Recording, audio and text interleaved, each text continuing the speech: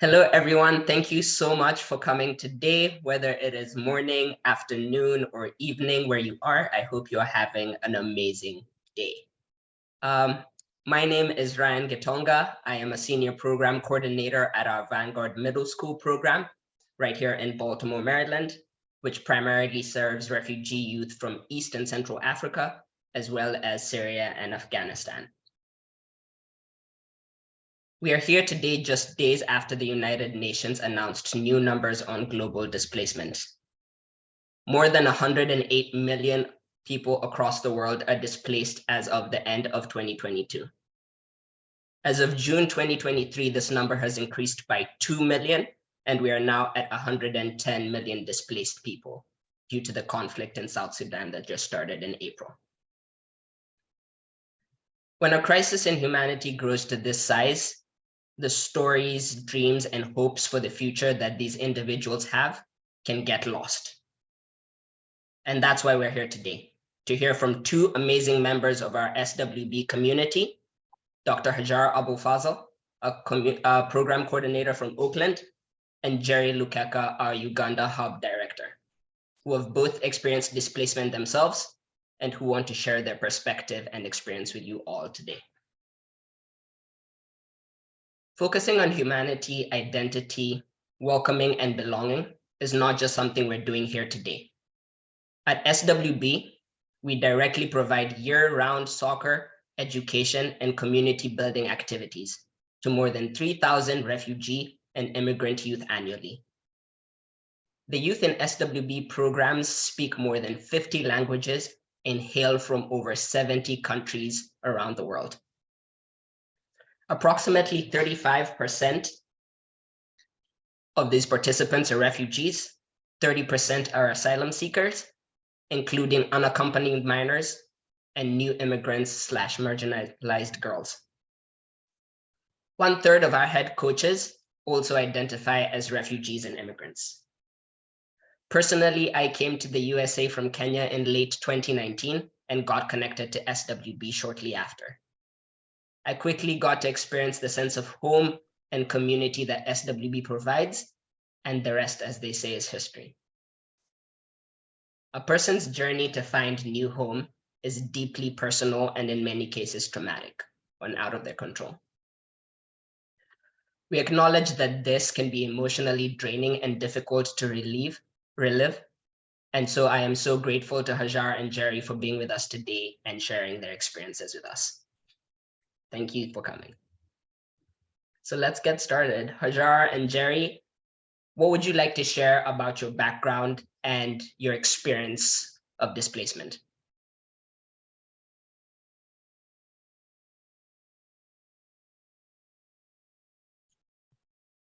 You can start with Hajar.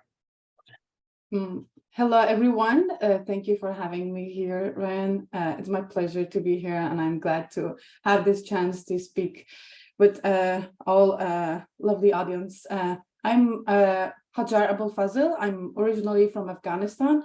I'm born and raised in Afghanistan, and I moved to the United States around 5-6 years ago. I played soccer since I was 14 or younger while I was in school at 8th grade. When I started in school in secret from everyone, from my family, from my community, around 2 years or more. But until the Football Federation in Kabul announced a tournament for all female school, and our school was part of it, then I asked my dad that time I have to have a uniform because nobody was knowing, because as I was playing soccer with my school uniform, but I decided to speak with my dad, and that was the hardest part for me because I knew it because my community and Afghanistan was not ready to see girls playing soccer, and girls are active in the society.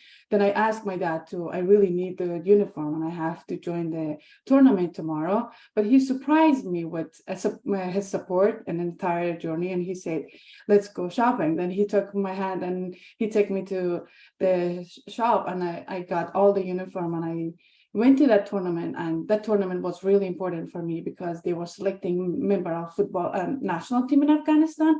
Then after that tournament, I our team got got the position in second, and I selected for the national team. That was the journey has started, and I could say like maybe that reason I found myself and I see myself right now who I am. It's starting with joining the soccer and joining the national team. Then my journey with national team took a decade or longer, with matches overseas such as Japan, Germany, Pakistan, India, Jordan, and more. But let me tell you about my greatest achievement. Meanwhile, I was playing soccer. I took in charge of the women department in Afghanistan Football Federation. My duty was to increase the number of the players, organize the games, the tournaments, even the festivals. All these events had one goal: to find players for the national teams. Then in 2013, women department under my leadership were able to encourage and pursue enough girls to be able to announce the three categories of the national team in Afghanistan: girls U19, girls U17, girls U14. That was the achievement I am the most proud of, because it was very, very rare to see girls under 14 and 17 playing and having fun and not thinking about kitchen or marriage or doing other things very common for girls at that age. I know other countries with different lifestyle, how they raise their children, but in my culture, our moms try to get us ready to how to be successful as a housewife in a very young age: how to cook, how to wash the dishes, how to wash the clothes, how to fire wood in the stove. And it's not a bad thing. However, I was so lucky to give the girls an option to come out and play soccer or other sports. Plus, we had 4 international assistant referees certified by FIFA, and 13 coaches C license from the AFC, which one of them was me. I'm proud of this because when I started in Football Federation, I was the only female in Football Federation, but after a while, I had over 5 female staff in my department working with me and 3 teams traveling internationally for match and tournaments. I want to pause on my story and my work in Afghanistan here, and I pass it to Jerry. Then we will talk about displacement and refugee, and after Jerry. Yeah, thanks so much, Hajar, for the amazing starting. Thanks, everyone. We are glad you are here. It's a great pleasure to share this moment with you. Like 15 years ago, when I left home, I never thought of myself that one day, at one point in life, I would be sitting in front of a screen sharing my story. So it's amazing to see everyone, and I'm glad you are here. I'm Jeremiah Lukeka, aka Coach Jerry. That's the famous name that the kids call me. And I was born in the Democratic Republic of Congo, in the South Kivu. That's like the eastern part of Congo, in Bukavu. And I grew up there up to when I was 15. I think I'll just go direct to what led us to flee home. My dad used to be a sculpture seller, and they could sell these traditional arts, and sometimes they write a lot of stories about the art they are selling. So this led them to start like doing research. And my dad was one of 7 people that got a contract from a professor from Yale University in the United States to help them research about a few sculptures that were in their museum, but they didn't have like the stories behind the art. So from 2000, my dad started these journeys of going to deep in the villages, writing stories about different cultures, different tribes, and this what led to them being like a target, because a few people in the government didn't believe that it was only about art, but maybe they were spying on the government, they were spying on the gold minings, how it works. and they started targeting them. In 2004, they killed 3 of the 7 people in the group. Then in 2005, one night we were at home, they attacked us at night. Armed people attacked us, trying to eliminate my dad, but luckily enough, he escaped from the behind door and he disappeared. From 2006 up to 2008, we did not know where our father was. There was no contact. We didn't know if he was still alive or not. Then around January 2008, they attacked us again at home, and they tried to put the house on fire, claiming that since we cannot say where our father is, it's not worth for us to continue living. We could only live if we showed where our father lived. So from there we escaped and we went to another city, Goma. And in Goma we stayed for like 2 months. Then around April, they again attacked us at home, and they burnt the house this time, but we were able to escape, and that's how we found ourselves in Uganda. So that's a bit of background. I'll pass it back to Ryan.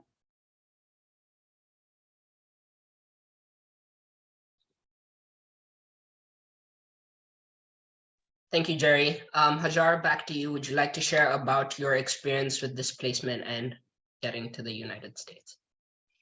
Thank you, Ryan, again. I was so lucky and fortunate to be able to travel around the world with my team in Afghanistan, with national team, along to in some occasion for leadership training and other seminars. But when I decided to stay in the United States was 2018 due to safety reason.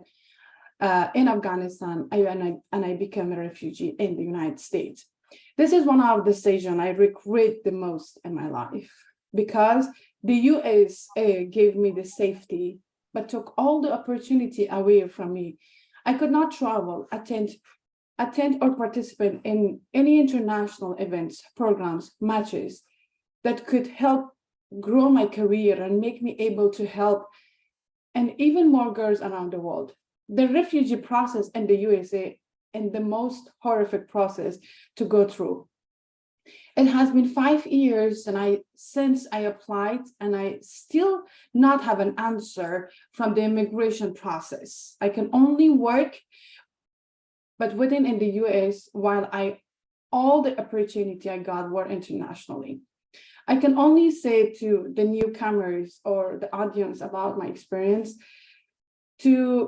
specific for the newcomers, to learn about the process and be ready to have a lot of patience, not losing your mind. If you decide to apply asylum in the United States or come with another visas, will take a long time and find yourself support, reliable support. Advice would be find community that works with your expertise and find nonprofit organizations and centers to support your career. When I came first, here, the problem I had was the people make me feel I was like incompetent because I was a refugee. They made me feel that I cannot do anything. And whenever I tried to achieve big things, they were telling me, you are a newcomer, you are beyond your reach. I want to tell the newcomers to look for organization that does not look at your paperwork. If you are legal or not, you are refugee or you're citizens, US citizens. And their goal are help you and building your skills and expertise that you bring with you, and such as organization in the like Soccer Without Borders, which unfortunately I did not find it sooner, because if I found it sooner, I couldn't feel alone in this past years. Soccer Without Borders gave me that family, gave me that community too. I can feel at home. The past few years in the United States, I struggled so much. I felt alone. I felt away from my home. I felt my family was not with me. The culture I arrived, it was not similar with my culture. The food I received, it was not the similar. I have alien, or I was like knowing those one like for all my age, but all come together. Like being a refugee is not easy. Like you will leave, or you will leaving everything behind and coming and starting from the zero. Like sometimes you might have some skills, you might have some education, but the other stuff around you is new for you. The people are new, the culture is new, the most barrier is the language. You cannot express yourself like exactly what you want to say it, because your English is your second language. You might say like common stuff in the society, but you cannot express your feeling. You cannot express exactly what is from your heart to the people around you. Your coworkers, your teammates, your classmates understand you well. But I come to this to that's why we love soccer, because soccer gave us this community. Soccer is the platform or the place that you can choose, or you can be there to not feeling alone, or not feeling you are not belong there and you don't know the language, because soccer is make everybody unite.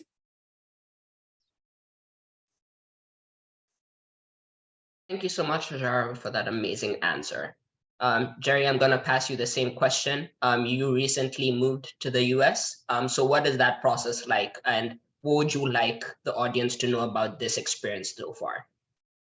Yeah, thanks. I think I'll first go back again to Uganda when I arrived. I think as a young boy coming to Uganda, like it wasn't an easy experience. Like we experienced a lot of isolation, depression. Like there was a question around like, how will our life look like in this new place? One of the things I remember when we met my dad in Kampala, the first thing he told us, like, life is not going to be the same as it used to be home.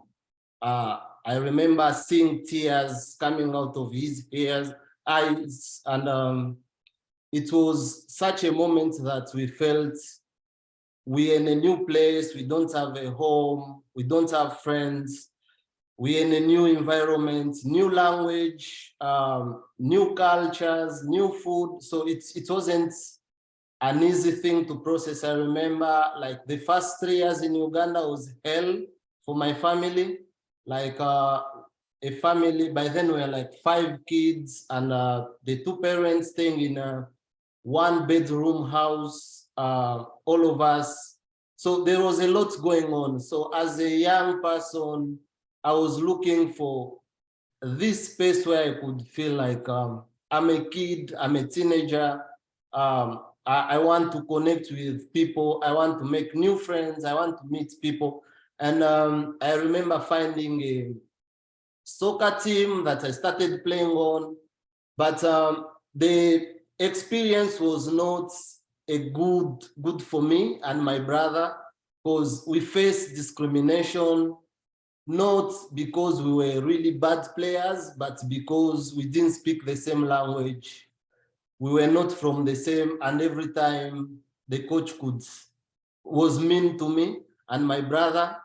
I remember one time we went for a soccer tournament, and every goal I scored was given to another person, so that that person could be like a top scorer.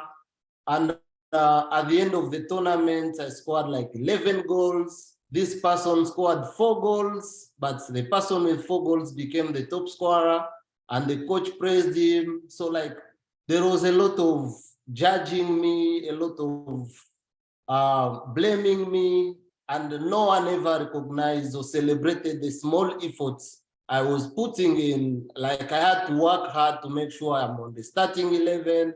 I had to do everything it takes. I go early to the training, wash the bibs, wash the jerseys, but no one recognized that. And I started feeling like I'm not wanted, I'm not needed here. So like the messages that were coming to me was like, you don't deserve to be here. Like you don't belong here.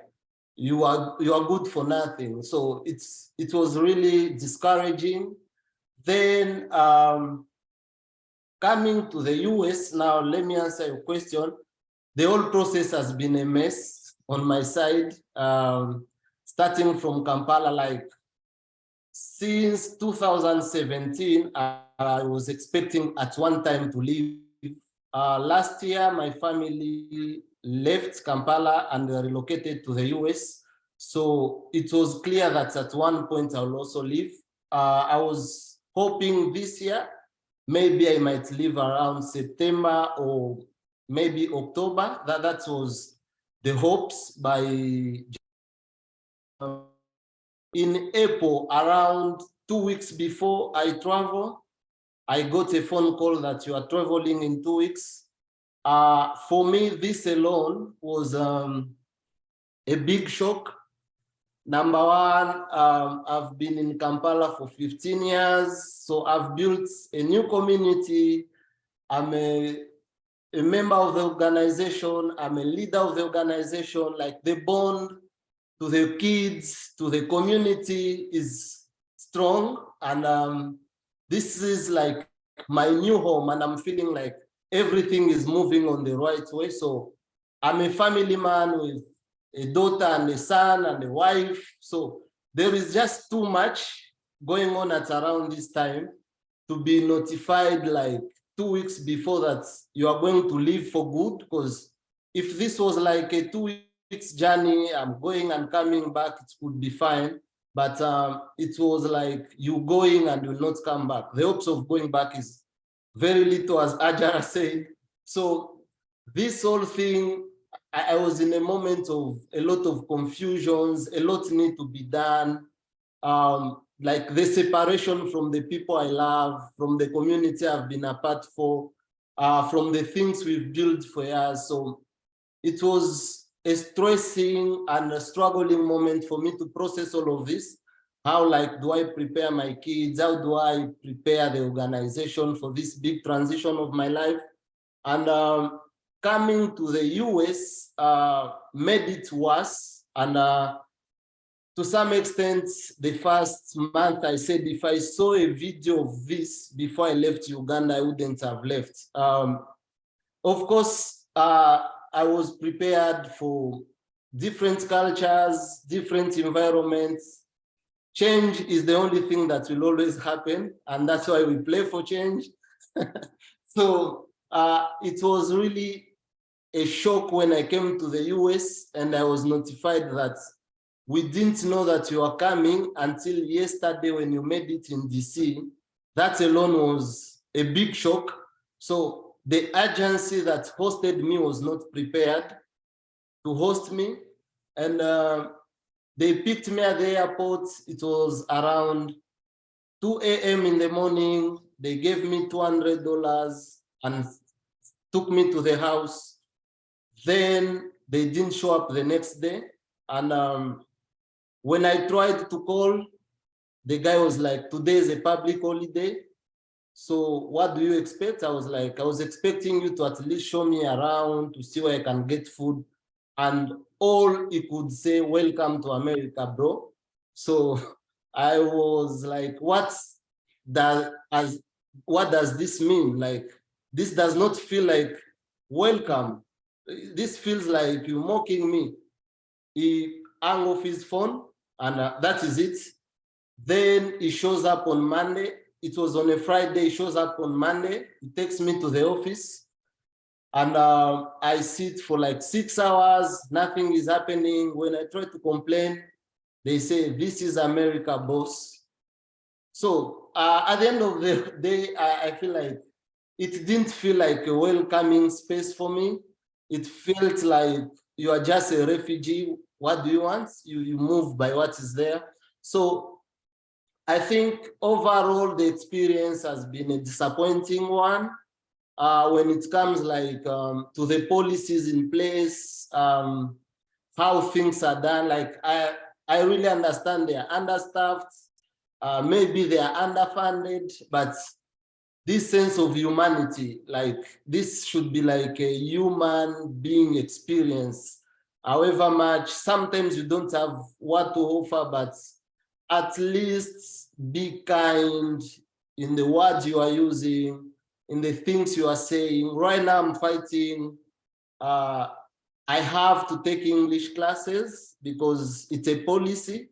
And if not, I will have to lose some of the benefits because it's a policy. So for me, it feels like it's not about supporting me and setting me for success in the US, but it's about the numbers they get.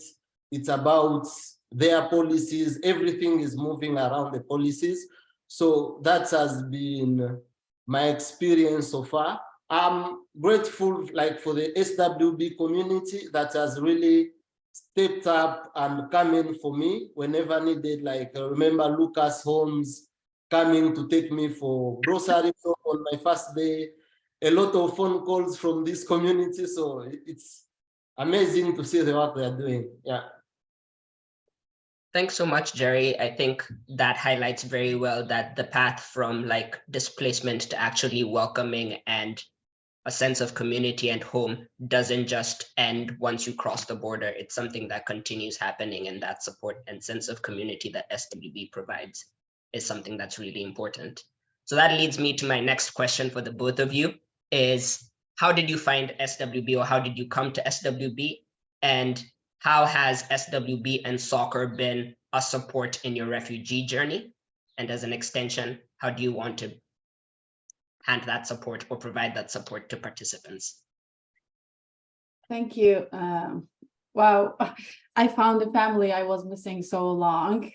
Soccer Without Border became my family very quickly, but I was following Soccer Without Borders for a long time. Even they support the Afghanistan football national team in 2016. I think that was one of the nonprofit. They came up and support us in our training camp in California, 2016.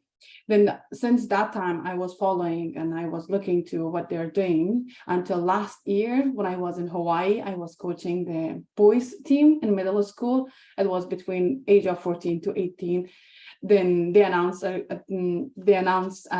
their hiring, and then I go through all the process, and I am here, and I could say this is exactly what I was looking, and I was feeling to be there, because I have learned to it is kind of so understanding. I know I have my coworkers in the same screen, but I really want to share it to what is exactly Soccer Without Borders. It's not just for staff and bringing to be so diverse, and you can see a lot of faces, different backgrounds, different countries, and different experience came all together with the same purpose to having being a family and making this community very safe and provide a safe place for all the newcomers, because our target is the youth and our target is the newcomers. And I have learned how to communicate with girls and how to get them involved with soccer from from the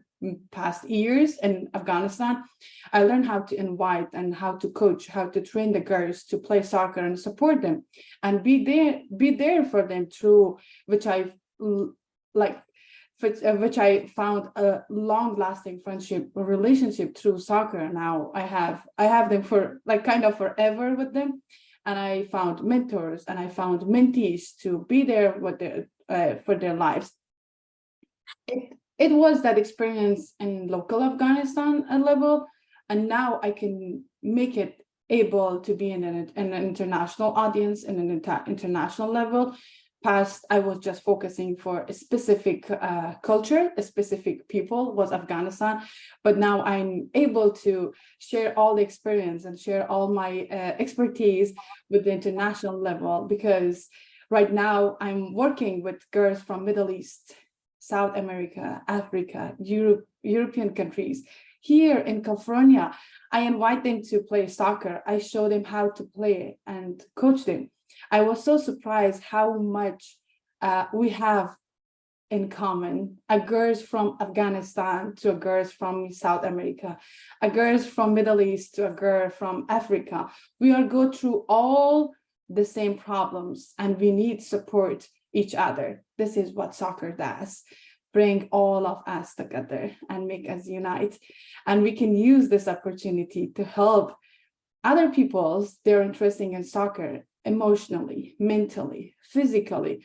We are all human. We all are going through something in some point of our lives, which as make feel that we are not enough, we are weak. This is where we come in. We help them see world through lens of soccer and make them strong and give them an inspiration, make them feel they are not alone.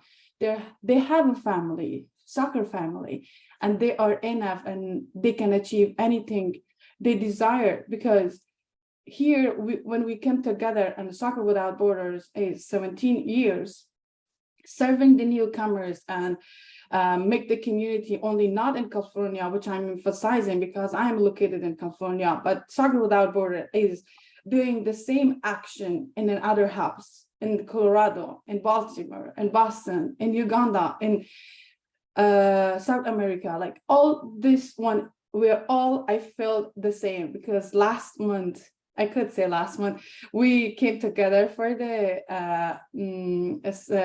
Soccer Without Borders Summit, and I talked and I met all my coworkers, but I never seen them in person. I talk with them on Zoom or we message each other, but I've seen all of them. We have a lot in common. We have the love is coming from soccer. The love is coming from our heart, is all the same.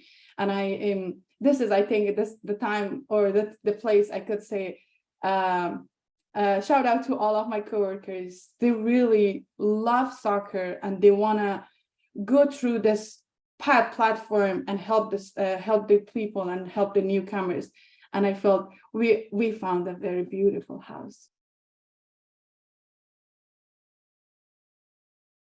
So much, Hajar. I know I can speak for the rest of us saying it was amazing meeting you. I know it was amazing to have all the members of staff together. Jerry, same question. How did you come to SWB? I know you've been at SWB for a while, but how has SWB shaped your journey and how do you want that to shape the participants? Yeah, I will start my answer with a quote. Soccer Without Borders is not just a place we go to, but a family we belong to. So why am I saying that? It's because my early days in Kampala, I needed a place to call home. I needed people I could call friend. I needed the people I could call family. And I came to this space very broken and no hope for a future. I remember the very first session that I attended. For those who coach, know, like still the beacon drill, whereby the coach calls a number, then you run, go the first on the ball, dribble and shoot.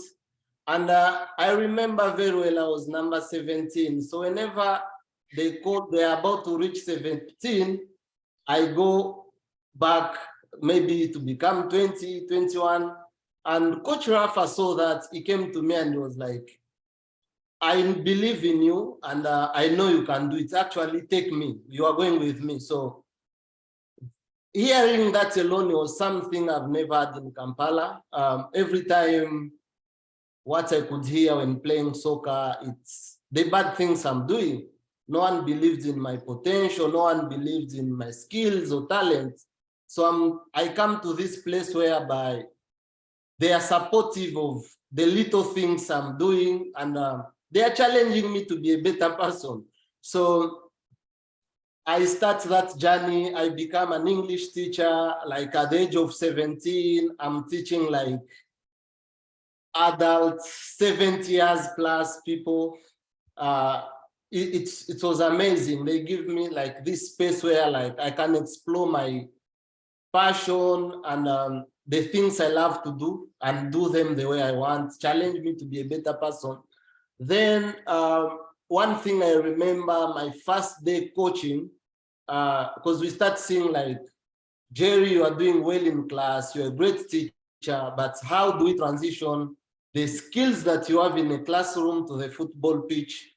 And they give me the U12 boys, and to be honest, they have been coached by one of the experienced coach we had at that time. So I go to the football pitch. I didn't know what to do. Like, I don't know how to set up a drill. They, they just gave me the boys and the balls, the cones, go. Now, at the end of the session, all the boys were like, the session was really bad, really, really bad. And I'm like, what? I go back to Rafa and I'm like, Rafa, what is happening? Like, I don't want to coach. And Rafa asks, like, why? I'm like, the boys didn't like what I did. Then Rafa goes on and challenges me, like, what do you do well in class that you could transfer here? I'm like, out of frustrations, I'm like, I'm not going back there. Rafa tells me a statement that kept inspiring me, like all the years at SWB. It was like, if you see what I see in you, you wouldn't say that. And I'm like, I ask myself, what is Rafa seeing that I'm not seeing? I start processing that.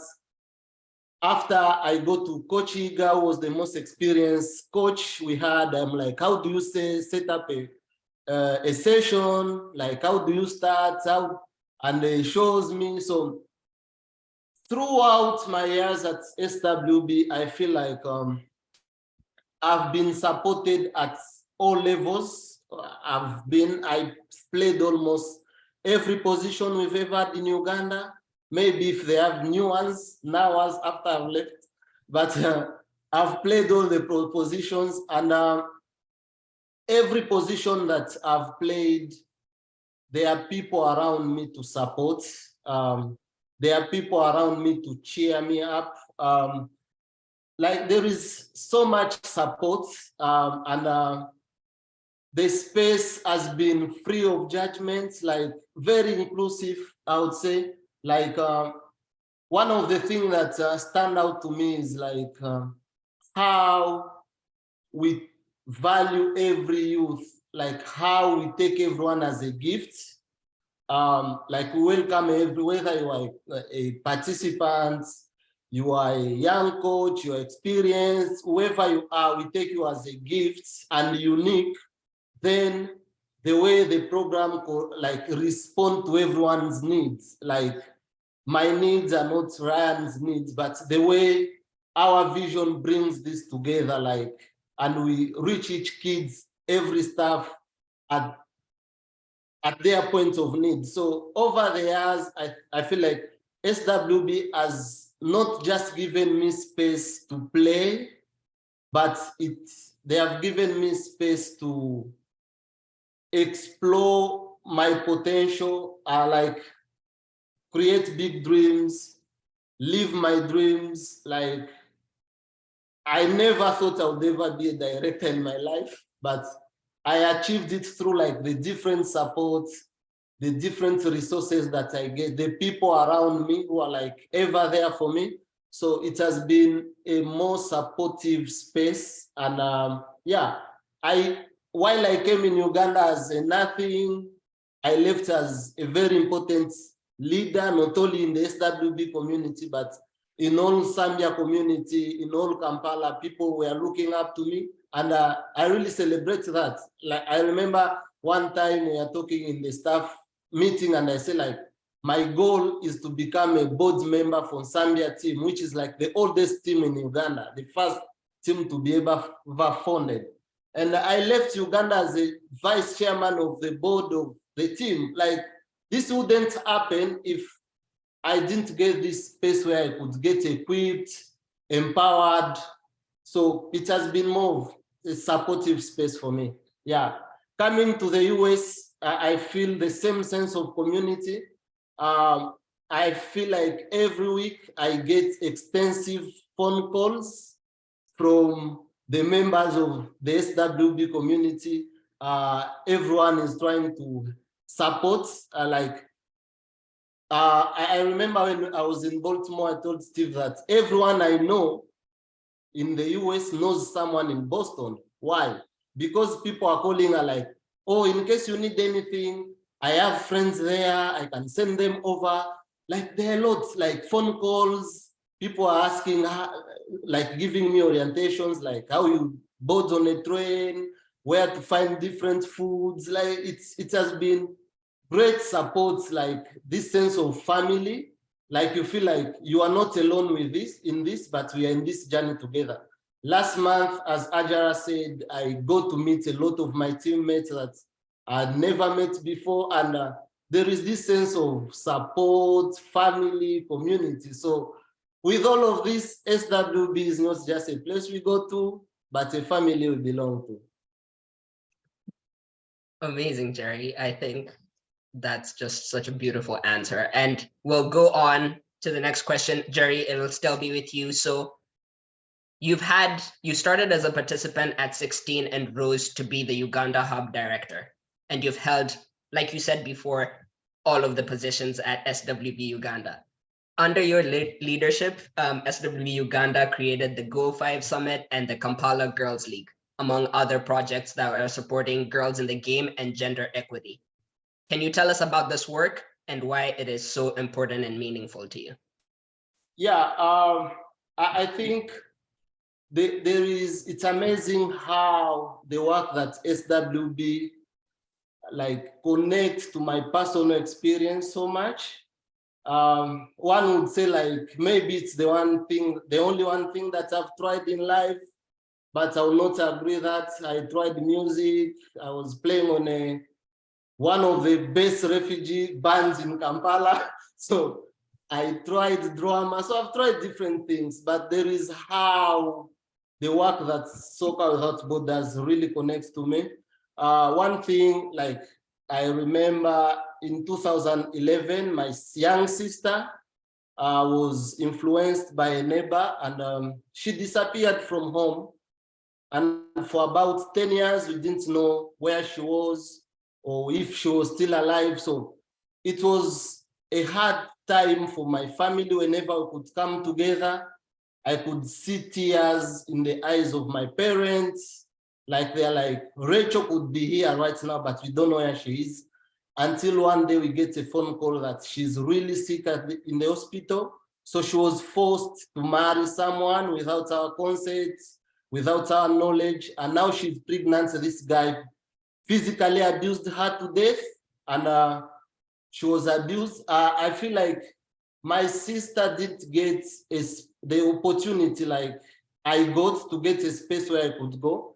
And this, like most of refugee girls or girls around the world, they don't get such opportunities of being part of a space where they get empowered, where they have the freedom to be girls. So I think the journey with our Goal 5 project starts with our girls program, like how do we help young girls, first of all, break barriers, then learn skills that help them. Then we start this journey, then we start seeing like outcomes, good outcomes that comes from this program. We start seeing like young girls stand up and take leadership roles in the program, like the impact in the community becomes really huge. So we come up with this idea of empowering girls.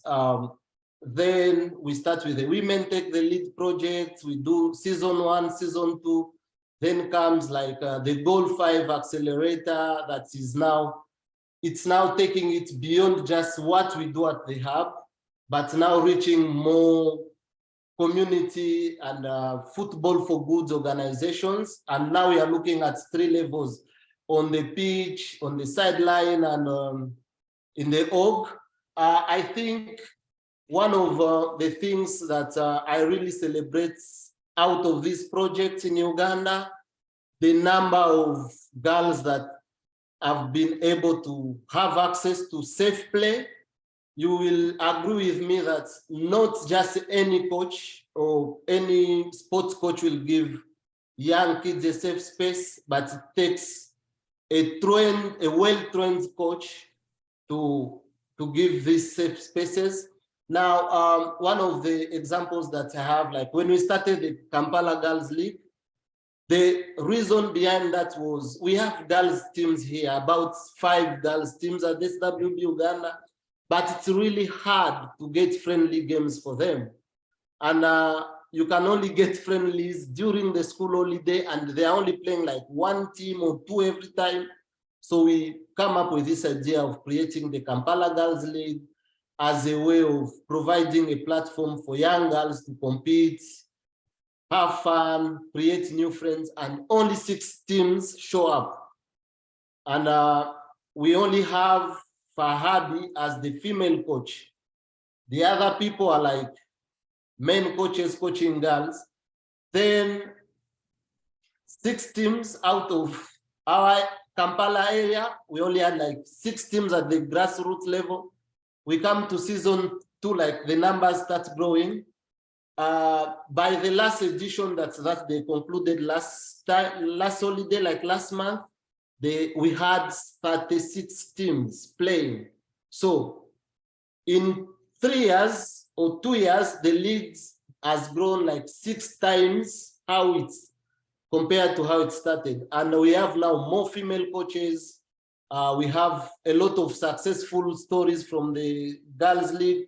We have like young referees who developed from there. Now they're like doing their trials to join the Women's League, to be reffing there. We have like a team that started playing in the Girls League. They are now playing the 2nd tier of the women's football in Uganda. So there is a lot that has happened through those. So it's amazing to see how this is turning around to be like a great space where we develop coaches, we develop football players, we've developed great leaders. Yeah, so that's little of what I would say. Amazing. Thank you so much for sharing that deep and personal story about that. Thank you for your vulnerability.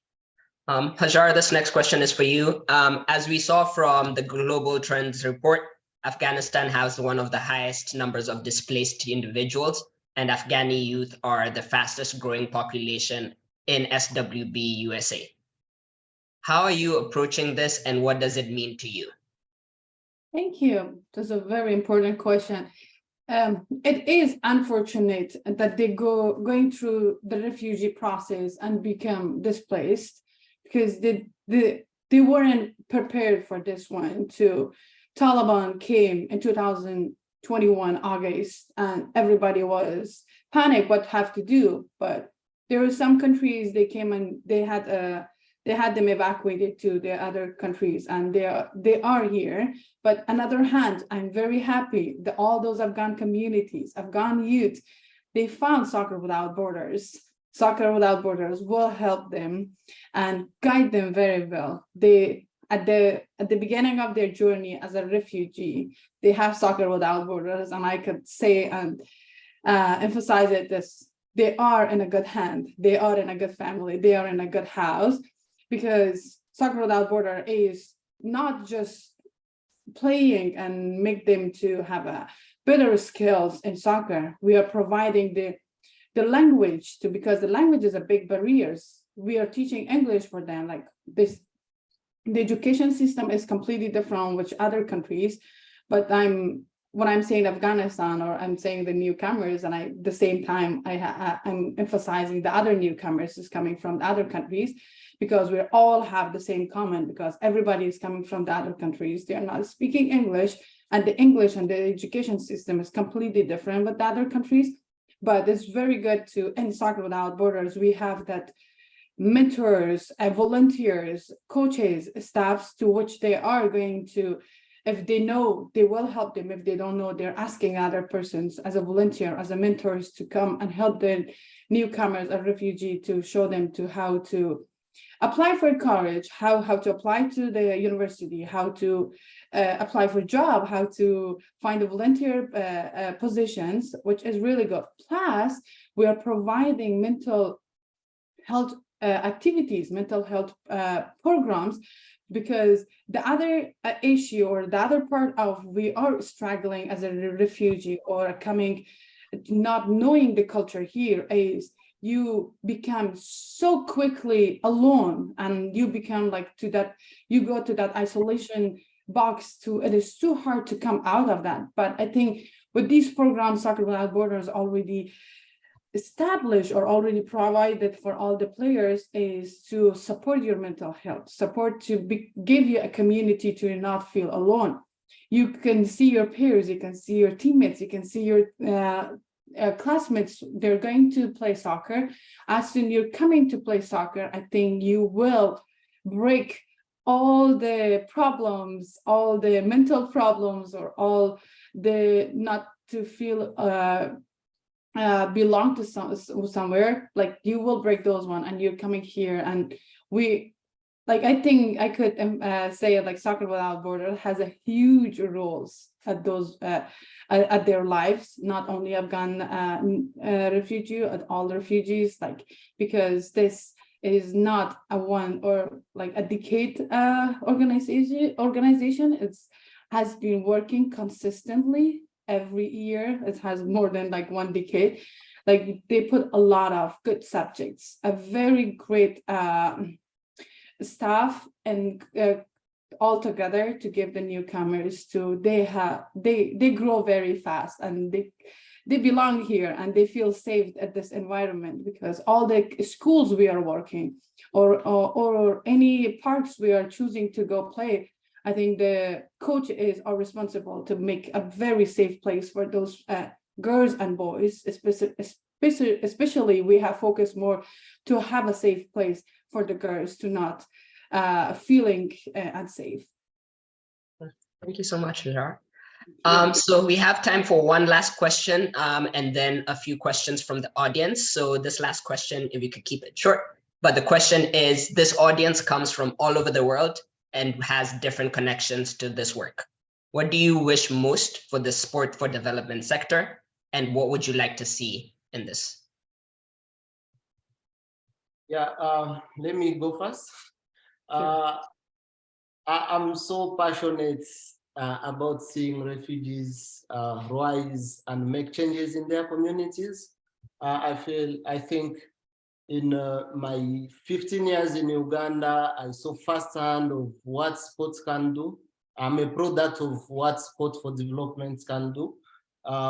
So I've also got a chance of traveling around the refugee resettlement camps, meeting different communities.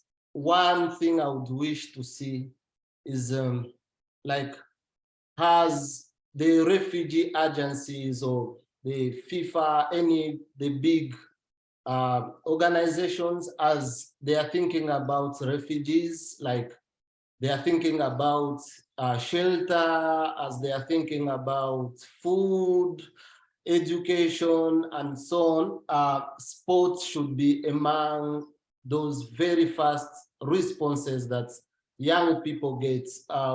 Why am I saying this? I remember I went to Rwanda for 6 weeks for a certain project, like to use sports and games to recruit kids to school. A lot of kids had dropped out of school, but they tried to use sports as a way to recruit youth sport to school. And also soccer in general, like, gives this space where young people can meet new people, experience different things, and a chance to be themselves and find a sense of belonging. When I talk about this, one of the kids that comes to my mind from the Uganda program is a young girl called Gloria. Gloria stayed in the Nakivale refugee settlement for 8 years and above. She has been going to school there, but she couldn't speak any word in English, couldn't speak any English. She was really shy, and with our format of starting with circles, Gloria could never speak a word in the circle, even connecting to people. But Gloria came to Kampala, joins the SWB program. Now, as I left, Gloria is one of the young leaders in the program. Gloria is just 12 years, but I left her trying to ref games of youth, 17 boys. So Gloria is growing up to be a great leader because she was exposed to a sports program that gives a safe space to them and be whatever she wants to be. I will cut my answer short. So I wish to see more programs like SWB as a fast response to the First refugees response. when they come. Awesome. That is great. Thank you so much, Jerry. I think the benefits of sports are wide, and we'd love to see that. Hajar, same question to you. Can you repeat it? Yes. What would you like to see? What is your wish for the sport for development sector? Oh, that's a very good question. For development sector, or for the audience who are here, first of all, thank you so much for coming and give us your time. I would like to see, like, I know there's a lot of organization, which is a small organization or big organization. They are providing some programs for, I'm asking for girls to, if they want to, we support you in some way, like, because we already made a good platform for the girls and soccer. Like, if you want to be our partner to pursue this job for newcomers, specific for girls, like, because I'm working for the program for girls, I would love to be a partner. I would love to share my idea with you, and I would love to hear from your ideas so we can come together and work together at the sport and for girls. But another one is, maybe this audience has that access or has that ability. If not, but I believe you have connection, you have friends or you know someone, because I am dreaming or I am desiring to Soccer Without Border has their own space, because we want to provide a safe place for all the girls and boys to come and play with us. I'm hoping and dreaming to have a Soccer Without Border has their own space, like own field, own complex for soccer, so we can provide and we can establish and implement all our program and our projects for all the hubs, which is all the like four hubs in the United States. I'm dreaming for that one. Plus, we are, as a coach, we are welcome anyone who are listening to us to be as a volunteer with us, being a mentor with our participants. We are very inviting you to come and join us. You can contact me directly to my social media or my email. I love to hear from your experience so we can share and give back to this community. Awesome. Well, thank you so much. I think we have just time for one quick question before everyone heads off from the audience. And this question is maybe a one-sentence answer, is what is the best way that someone who has not experienced displacement to support a refugee, and how can they show that support to someone who is going through this as they're making this transition?